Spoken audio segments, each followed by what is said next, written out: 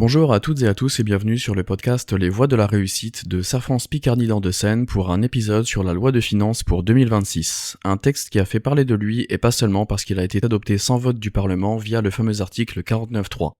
Je suis Quentin Duplessier, chargé de communication chez Safran Picardie Nord-de-Seine et je suis accompagné par Jérôme Mazer, responsable doctrine fiscale également chez Safran Picardie Nord-de-Seine. Jérôme, bonjour. Bonjour Quentin. Alors effectivement, c'est une loi de finances qui est un petit peu particulière, même si on a commencé à avoir un petit peu l'habitude maintenant. Ça fait 2 ans où on a une loi de finances qui est adoptée de manière un petit peu particulière, et puis surtout hors délai.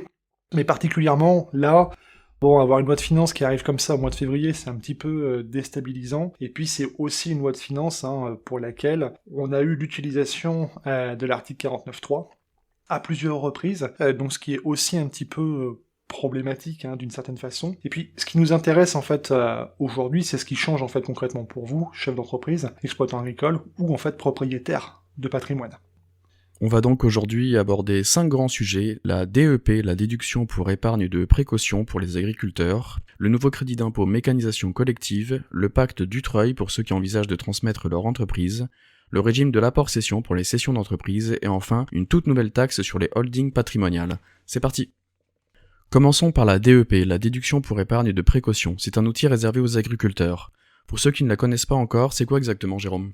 Alors, la DEP, c'est un mécanisme qui permet à un exploitant agricole de mettre de l'argent en franchise d'impôt, donc il met de l'argent de côté, jusqu'à, on va dire à peu près 50 000 euros par an, et l'idée, en fait, c'est de constituer une réserve pour faire face aux coups durs, une sécheresse, une épizootie, une mauvaise récolte, et en contrepartie, en fait, cet argent doit être placé pour rester très simple sur un compte bancaire dédié. Et si dans les 10 ans, rien ne justifie l'utilisation de la DEP, elle est réintégrée au résultat et imposée à ce moment-là. En fait, la DEP, comme son nom l'indique, c'est une déduction pour épargne de précaution, donc l'idée c'est de mettre en fait de l'argent de côté pour faire face en fait à des coups durs, pour être très simple.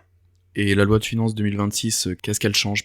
Alors, elle apporte plusieurs modifications. La première mesure, c'est qu'en fait, la DEP, elle est prorogée jusqu'au 31 décembre 2028, donc elle disparaît pas, donc ça c'est une bonne nouvelle. Et puis, la deuxième nouveauté, et c'est peut-être là la principale nouveauté, c'est qu'on crée en fait un 4e cas de réintégration partielle, avec une exonération de 30%, et donc là on crée ce qu'on appelle un aléa économique. C'est-à-dire, qu'est-ce qu'un aléa économique ? Alors, concrètement, c'est quand on a votre exploitation qui subit une baisse de valeur ajoutée significative, et la loi prévoit en fait 2 seuils. Soit la valeur ajoutée chute de plus de 10% par rapport à la moyenne des 3 années précédentes, soit elle chute de plus de 15% par rapport à une moyenne sur les 3 années antérieures à l'année précédente. En fait, c'est une formule un petit peu décalée qui lisse davantage les variations. Et dans ce cas, est-ce qu'on peut utiliser la DEP comme on le ferait pour une sécheresse, par exemple ? Alors exactement, mais avec une particularité, c'est que il y a un plafond, et ce plafond, c'est ici à 20 000 euros, donc pour cet aléa économique, et il y a 2 conditions supplémentaires à respecter. 1, il faut avoir souscrit un contrat d'assurance multirisque, et 2, l'expert comptable doit établir une attestation qui confirme la baisse de valeur ajoutée. Simplement, si on prend un tout petit exemple concret pour montrer un petit peu le mode de fonctionnement de ce nouveau cas en fait de réintégration, admettons qu'on est sur l'année N, une valeur ajoutée de 64 000 euros, l'année N-1, on a 65 000 euros, N-2, 69 000 euros, N-3, 73 000 euros, et N-4, 89 000 euros. Donc ici, le but du jeu, c'est d'aller regarder les 2 seuils, soit le seuil de 10%, soit le seuil de 15%. Donc si on va regarder, le premier seuil, c'est-à-dire en fait le seuil de 10%, on va comparer la valeur ajoutée de l'année N, donc 64 000 euros, à la moyenne des années N-1 et N-3. Et donc ici, sur les chiffres que j'avais donnés tout à l'heure, c'est-à-dire 65 000, 69 000 et 73 000 euros, ça fait une moyenne de 69 000 euros. Donc ici, la baisse en fait de valeur ajoutée s'élève à 7,2%, ce qui veut dire que dans ce premier cas, en fait, sur l'analyse de ce premier seuil, il n'est pas atteint, et donc concrètement, on n'a pas la réintégration qui est possible. Par contre, si on va analyser le deuxième seuil qui est de 15%, donc là, ici, faut aller regarder en fait la moyenne des années N-2, N-3 et N-4, donc on avait 69 000, 73 000 et 89 000 euros, ce qui nous fait une moyenne de valeur ajoutée de 77 000 euros. Bien, ici, on constate qu'on a en fait une baisse sur l'année N, puisqu'on a une baisse qui s'établit à 16,9%. Donc là, le seuil de 15% est dépassé, on a bien en fait un aléa économique, et donc on va pouvoir réintégrer une fraction de notre DEP. Donc concrètement, si j'ai mis de côté 50 000 euros sur plusieurs années et que je les réintègre suite à un aléa économique, je ne paye de l'impôt que sur 70% de la somme réintégrée, dans la limite de 20 000 euros, c'est ça? Ouais, c'est exactement ça, et c'est une vraie avancée, parce qu'avant, en fait, on avait toujours, pour rester très schématique, seuls les aléas, on va dire climatiques ou sanitaires, type grêle, épizootie, en fait, qui permettaient l'application de ce mécanisme, en fait, particulier de réintégration partielle. Donc maintenant, eh bien, si on a une année qui est difficile économiquement, eh bien, on va pouvoir aller chercher donc ce mécanisme de réintégration partielle, qui d'ailleurs, qui pour les plus anciens, rappellera également certains mécanismes qu'on a pu connaître. Et qu'est-ce que vous conseillez aux exploitants agricoles qui nous écoutent? Bien, trois choses. Donc d'abord, c'est peut-être l'un des points les plus importants, vérifier qu'une assurance multirisque a été souscrite, et ça c'est une des conditions sine qua non pour l'application de ce dispositif-là.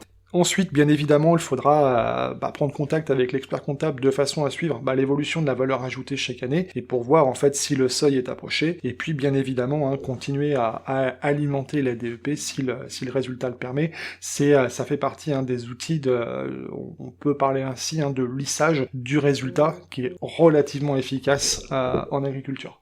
On reste dans la fiscalité agricole avec un tout nouveau crédit d'impôt, la mécanisation collective via les CUMA. Jérôme, c'est quoi une CUMA déjà, s'il vous plaît? Alors une CUMA, pour rester là encore très très simple, donc c'est une coopérative, c'est une structure en fait que plusieurs agriculteurs vont créer ensemble pour partager du matériel, par exemple un tracteur, une moissonneuse-batteuse, du matériel d'une manière générale. Et donc plutôt que chacun achète son propre équipement, eh bien on le partage et donc chacun paye en fait en fonction de ce qu'il utilise. Donc c'est un outil de mutualisation. Et la loi de finances 2026 crée un crédit d'impôt sur ces dépenses? Alors, c'est exactement ça. C'est un nouveau dispositif qui s'inscrit à l'article 244 quater K du Code général des impôts. Et le principe, c'est assez simple, c'est si on est adhérent d'une CUMA agréée et qu'on engage des dépenses jusqu'au 31 décembre 2028, on va pouvoir bénéficier d'un crédit d'impôt de 7,5% de ces dépenses. Ce qu'il faut savoir, et c'est un point quand même qui est assez intéressant, c'est que la loi de finances, en fait, celle-ci, il faut savoir que si on regarde ce qui s'est passé précédemment dans le cadre des autres collectifs budgétaires, il y a déjà eu des tentatives d'introduction de ce type de mécanisme. Et il y a un plafond pour ça? Alors tout à fait, le plafond est de 3 000 euros par exploitation et par an. Donc si vous avez dépensé 40 000 euros à la CUMA dans l'année, le crédit d'impôt est calculé sur 40 000 euros, mais plafonné à 3 000 euros pour les GAEC. Et c'est un point qui est important, parce qu'il y a toujours en fait ce principe de transparence. Le plafond est multiplié par le nombre d'associés, avec un maximum de 10 000 euros. Et ça s'applique à partir de quand? Pour les exercices qui clôturent au 31 décembre 2026, donc normalement sur les revenus 2026, et la première application, donc pour les personnes en fait qui relèvent de l'impôt sur le revenu, sera matérialisée sur les déclarations qu'on déposera au printemps 2027.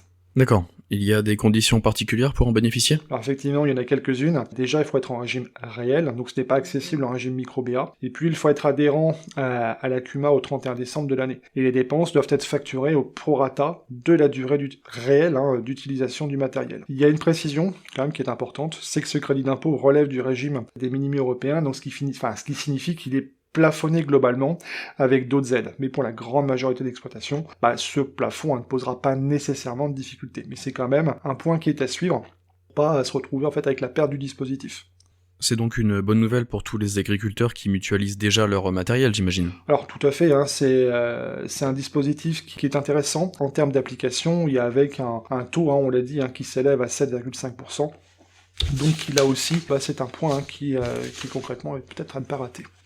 Je vous propose de changer de registre avec le pacte Dutreil. C'est un dispositif qui permet de transmettre une entreprise à ses enfants avec une fiscalité allégée. Jérôme, pouvez-vous nous rappeler comment ça fonctionne pour ceux qui ne connaissent pas, s'il vous plaît? Alors le pacte Dutreil, ça fait partie des dispositifs que je suis beaucoup. C'est aujourd'hui, c'est le dispositif phare en matière de transmission d'entreprise en France. Donc quand vous donnez ou quand vous léguez vos parts d'entreprise, donc entreprise au sens entreprise individuelle ou société, normalement, on doit payer des droits de mutation. Donc c'est ce qu'on appelle en pratique donc les droits de donation ou les droits de succession. Mais ce qu'il faut savoir, c'est que ces droits peuvent être très lourds. Et le pacte Dutreil a une particularité, c'est qu'il permet en fait d'appliquer un abattement de 75% sur la valeur de l'entreprise individuelle qui est transmise ou sur la valeur des titres qui sont transmis. Alors bien évidemment, il y a de nombreuses conditions qui sont à respecter, et notamment en commençant avec des engagements de conservation. Et qu'est-ce que ça change avec la LFI 2026 ?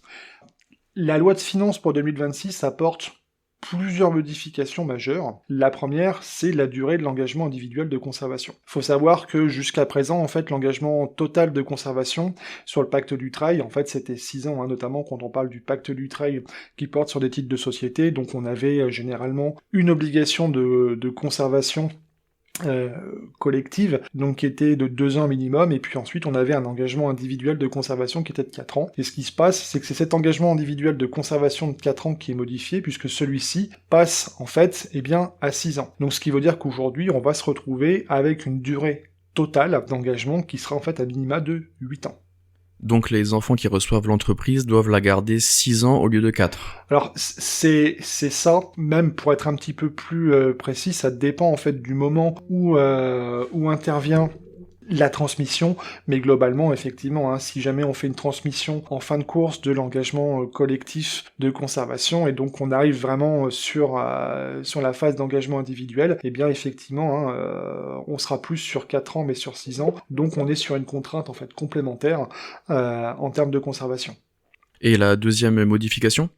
Alors là, c'est peut-être la modification qui est la plus importante. Elle avait peu ou prou été annoncée dans le cadre des débats parlementaires, et puis également dans différents rapports qui avaient pu être rendus, que ce soit des rapports au niveau de l'Assemblée nationale ou des rapports, enfin le rapport de la Cour des comptes qui a été quand même très très attendu sur ce sujet-là. La grosse modification, c'est en fait l'exclusion de ce qu'on appelle les biens somptuaires de l'assiette de l'abattement de 75%.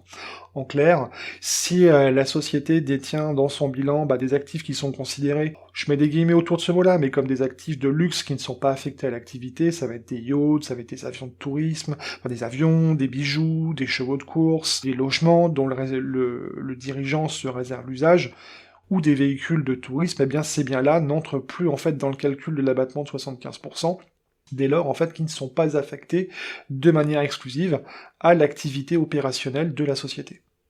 Mais concrètement, pour un chef d'entreprise classique qui n'a pas de yacht, ça change rien du coup ? Alors effectivement, pour la grande majorité des PME, non, effectivement, il y aura pas forcément de modification dès lors qu'on n'a pas ce type de bien au bilan, tout à fait. Par contre, il y a quand même des points de vigilance et qui sont relativement importants. Je pense par exemple aux véhicules de tourisme.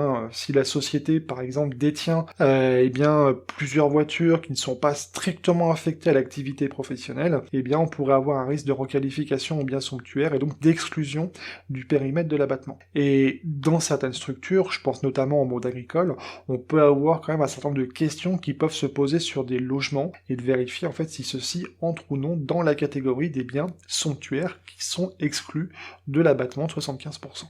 Alors simplement, si on prend un exemple très très rapide, admettons, donc là c'est simplement pour vous faire un comparatif avant-après loi de finances pour que vous puissiez en fait avoir les faits.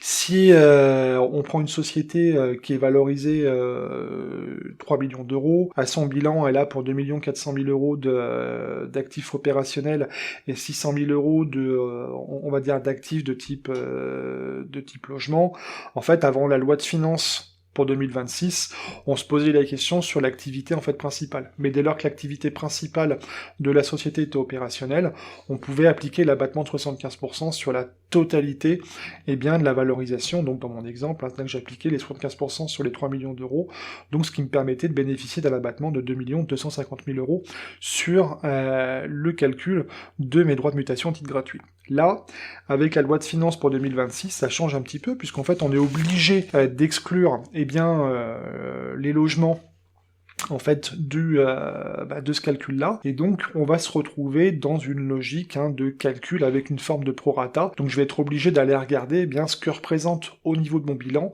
mon actif qui est véritablement affecté sur la totalité de mon bilan, donc soit 2 400 000 sur 3 millions d'euros.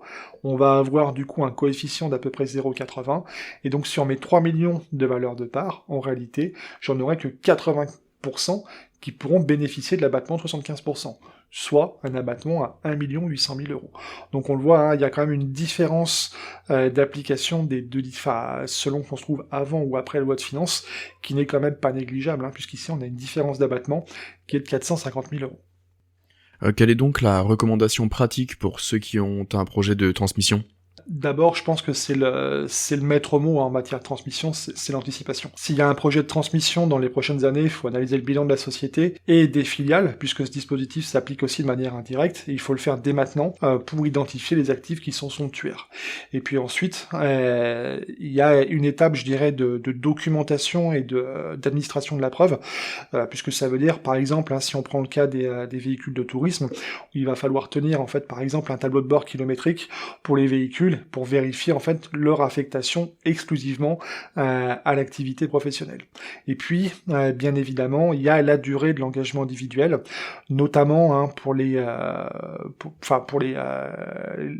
donations donc qui vont arriver là, où faut bien vérifier en fait ces engagements-là et bien les respecter de façon à ne pas perdre l'abattement hein, du fait d'une cession au cours de route, par exemple. Je vous propose maintenant de passer au régime de l'apport-cession, article 150-0B ter du Code général des impôts. C'est un sujet qui concerne ceux qui envisagent de céder leur entreprise. Jérôme, c'est quoi ce mécanisme, s'il vous plaît ? Alors, l'apport-cession, c'est une technique, pour pas froisser tout le monde, on dira que c'est plutôt une technique de restructuration de groupes, de sociétés, si on peut parler ainsi. Hein. L'idée, c'est quoi ? C'est tout simplement en fait d'apporter les titres de sa société, donc titres qui doivent relever du régime des plus-values privées, à une société à l'IS que l'on contrôle. Et dès lors qu'on fait un apport en fait de ces titres à notre société, donc du coup holding, eh bien on ne sera pas fiscalisé immédiatement sur l'apport, on va bénéficier donc de ce qu'on appelle un report d'imposition, et ce report d'imposition, eh bien on devra le payer soit parce qu'on cède les titres de la société holding, soit parce que la société holding cède dans les 3 ans de l'apport, eh bien les titres de la société qu'on lui a apportés. Alors dans ce dernier cas, hein, il y a des particularités qui permettent d'éviter la perte du report d'imposition, notamment hein, quand la société holding procède au réemploi du produit de la cession. Et la loi de finances 2026, elle durcit ces règles ? Alors oui, tout à fait, significativement. On a plusieurs grosses modifications, et la première en fait concerne notamment ce fameux taux de réemploi. Avant, lorsque la holding vendait les titres dans les 3 ans qui suivaient l'apport, on devait réinvestir 60% du produit de la cession dans une activité économique éligible, bon, sachant que les véhicules peuvent être différents, hein, parce que c'est pas forcément qu'une activité économique, on peut avoir de l'acquisition, de la souscription de titres de société qui exercent une activité opérationnelle, mais désormais, avec la loi de finances pour 2026, ce seuil bascule de 60% à 70%. Ça paraît peu comme différence, non ? Alors, en valeur absolue, effectivement, ça peut... c'est ce qu'il faut bien comprendre, c'est que dès lors qu'on commence à mettre des chiffres, en valeur absolue, ça peut quand même représenter un petit peu d'argent. Vraiment, je prends un exemple important pour vous montrer l'impact que ça peut avoir, mais si on vend une société pour 5 millions d'euros, la différence entre 60 et 70%, c'est 500 000 euros supplémentaires à réinvestir obligatoirement. Et c'est pas tout, on a également le délai pour réinvestir, là c'est peut-être plutôt une bonne nouvelle, qui passe de 24 mois à 36 mois. Et la durée pendant laquelle on doit conserver les actifs réemployés, eh bien là, ça passe de 1 an à 5 ans. Donc c'est ici aussi où on a quand même une contrainte supplémentaire. Ah oui, effectivement, c'est beaucoup plus contraignant. Et est-ce qu'il y a d'autres changements ? Alors, oui, et là, c'est peut-être la modification la plus, je dirais, la plus technique. Peut-être également la plus impactante, c'est les activités dans lesquelles on va pouvoir réinvestir. Et ces activités, elles sont en fait restreintes. Avant, on pouvait réinvestir dans des activités financières, on pouvait réinvestir par exemple dans des activités type marchand de biens par exemple. Désormais, ces activités, en fait, elles sont exclues, et il faut investir dans des entreprises qui sont, en fait, réellement opérationnelles. Donc, ça sera plutôt des activités de type commerce, artisanal, agriculture, profession libérale, mais tout ce qui est, immobilier d'une manière générale, ou activités qui bénéficient de tarifs garantis, tout ça, en fait, désormais, c'est exclu. Et si quelqu'un avait déjà fait un apport avant la loi, est-ce qu'il est concerné par ces nouvelles règles? Alors ça aussi, c'est un point qui est important. Le déclencheur, en fait, c'est la date de cession des titres par la holding, et ce qui fait que si la holding vend les titres apportés après la publication de la loi, les nouvelles règles s'appliquent. Donc ça aussi, ça veut dire qu'il y a des points de vigilance à avoir. C'est un message d'alerte vraiment important quand même. Qu'est-ce que vous conseillez? Pour les dossiers en cours, c'est de regarder la date de cession prévue. Si la holding doit céder prochainement, faut évaluer le calendrier pour voir concrètement comment est-ce qu'on ajuste celui-ci. Et puis bien évidemment, faut intégrer le fait qu'aujourd'hui, le pourcentage de réemploi a augmenté puisqu'il bascule à 70%, avec également l'obligation de conservation des actifs qui auront fait l'objet du réemploi, puisqu'on est maintenant, on est sur 5 ans pour l'intégralité des actifs qui font l'objet du réinvestissement, donc on est sur une contrainte forte, mais qui peut rester gérable avec une bonne anticipation. Pour finir, on aborde une toute nouvelle mesure, et pas des moindres, une taxe annuelle sur les holdings patrimoniales. De quoi s'agit-il? Alors, c'est effectivement si on peut parler ainsi, la grande nouveauté patrimoniale de cette loi de finances. Elle concerne, je vais vraiment mettre des guillemets autour de ça, parce que c'est le texte qui est rédigé comme ça, c'est ce qu'on appelle donc les holdings patrimoniales. Alors le mot est pas forcément, la dénomination est pas forcément bien choisie, puisqu'en réalité c'est pas que des holdings qui sont patrimoniales qui sont concernés en fait par ce dispositif.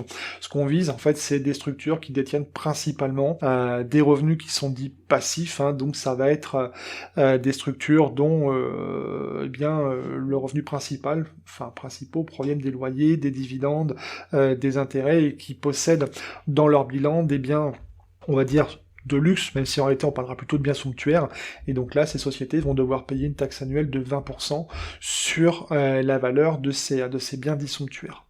C'est donc une taxe sur les grosses structures. Il y a effectivement un seuil pour être concerné. La valeur vénale totale des actifs de la société doit atteindre au moins 5 millions d'euros, et puis sur les autres conditions, il faut que des personnes physiques, donc notamment une, détiennent au moins 50% du capital. Et l'autre condition, mais on en a déjà un petit peu parlé, il faut que les revenus passifs, donc notamment tout ce qui est loyer, dividendes, intérêts, représentent plus de 50% du produit de la société, pour rester très très simple. Et sur quoi exactement est-ce que cette taxe porte? Alors cette taxe, en fait, on a une liste de biens qui sont visés et qui vont constituer l'assiette de cette taxe. En fait, on a grosso modo 7 catégories de biens qui sont visées. On va avoir tout ce qui est biens affectés à la chasse, à la pêche, les véhicules de tourisme. D'ailleurs, il y a des questions qui sont posées actuellement au niveau du Parlement sur tout ce qui concerne les véhicules de collection, par exemple, pour savoir si ça rentre dedans. On a les yachts et les aéronefs, les bijoux, les métaux précieux, tout ce qui est chevaux de course, les vins, les alcools, et les logements dont le dirigeant se réserve la jouissance. C'est-à-dire, en gros, des résidences secondaires qui sont détenues par la société et qui sont mises gratuitement à disposition gratuitement du dirigeant. En fait, ici, ce qu'on vise, c'est un petit peu comme ce qu'on a vu tout à l'heure sur le pacte du Trail. C'est des biens qui sont somptuaires et qui ne sont pas affectés en fait à l'activité de la société. Et la taxe, c'est 20% de la valeur de ces actifs chaque année. C'est ça, c'est tout à fait ça. Donc on est sur 20% de la valeur vénale de ces biens, donc qui sont estimés à la clôture de l'exercice. Et il y a quand même une particularité qui n'est pas si anodine que ça, c'est que cette taxe, elle n'est pas déductible du résultat. Est-ce qu'il y a des solutions pour éviter ça? Alors, la solution principale, je dirais, c'est peut-être de sortir les actifs somptuaires de la société avant la clôture au 31 décembre 2026. Par exemple, si on a des logements de vacances qui ont été achetés, c'est peut-être mieux de les avoir en nom propre par le dirigeant. Il y a également toutes les questions autour des véhicules, de société notamment. Donc ça fait partie des points où il faut aller regarder, mais on va retrouver un petit peu ce qu'on s'est dit tout à l'heure. Je pense par exemple sur les véhicules de société, puisqu'il y a quand même une question sur la démonstration de l'affectation de ces véhicules. Donc on peut aussi avoir un intérêt, par exemple, à tenir des tableaux de bord pour justifier de leur affectation. Et puis, il faut aussi savoir, et c'est un point qui est important, c'est qu'il y a également un mécanisme de plafonnement, parce que cette taxe, là, on est plutôt en train de décrire son périmètre lorsque c'est la société qui en est redevable. Il faut savoir que quand on a il y a aussi un deuxième volet qui peut concerner notamment les non-résidents. Nous, on sera moins concernés, c'est pour ça que je ne l'évoque pas ici. Mais là, il y a des mécanismes de plafonnement. Et puis, il y a également un système un petit peu particulier, puisqu'il y a une coordination avec l'impôt sur la fortune immobilière, de façon à limiter aussi, on va dire, si je puis dire, l'imposition, d'une certaine façon. Donc qui doit absolument se poser la question dès maintenant? En fait, toute personne qui détient une société de type patrimonial, SCI, holding familial, donc pour toutes ces structures avec des actifs donc qui sont importants, on l'a dit, dès lors qu'on a plus de 5 millions d'euros de valorisation faite d'actifs de la société, il serait peut-être bien de faire un diagnostic pour vérifier si on est ou pas dans le champ d'application de cette taxe. On arrive au terme de ce podcast. Pour conclure, Jérôme, si vous deviez résumer les 5 messages essentiels pour nos auditeurs, ce seraient lesquels ? Alors, premièrement, pour les agriculteurs, on l'a vu, la DEP est prorogée et elle est renforcée. Et donc, si concrètement ce dispositif est pas encore utilisé, faut peut-être aller regarder s'il y a un intérêt ou pas à l'utiliser. Et puis également, on l'a vu, avec le crédit d'impôt qui est lié en fait aux dépenses faites via des CUMA agréés, là aussi, il y a peut-être un nouveau dispositif à utiliser. Deuxièmement, pour ceux qui envisagent de transmettre leur entreprise, notamment via un pacte du trail, on l'a dit, il y a l'engagement de conservation donc global, c'est-à-dire à la fois engagement collectif et engagement individuel, qui passe sur une durée minimum de 8 ans. Ici, le maître mot, c'est l'anticipation. Et l'idéal, c'est d'aller vérifier en fait la composition du bilan pour analyser si on est ou pas en présence d'actifs somptuaires, parce que plus on va attendre, plus en fait c'est complexe en fait à traiter. Troisième point, c'est pour les cessions d'entreprises, notamment via les holdings. Donc ici, en fait, c'est le régime d'apport-cession qu'on a vu tout à l'heure. On l'a vu, ce mécanisme se durcit. Il y a le taux de réemploi qui passe à 70%. On a certes l'augmentation du délai pour réinvestir, mais on a des engagements de conservation qui sont plus longs.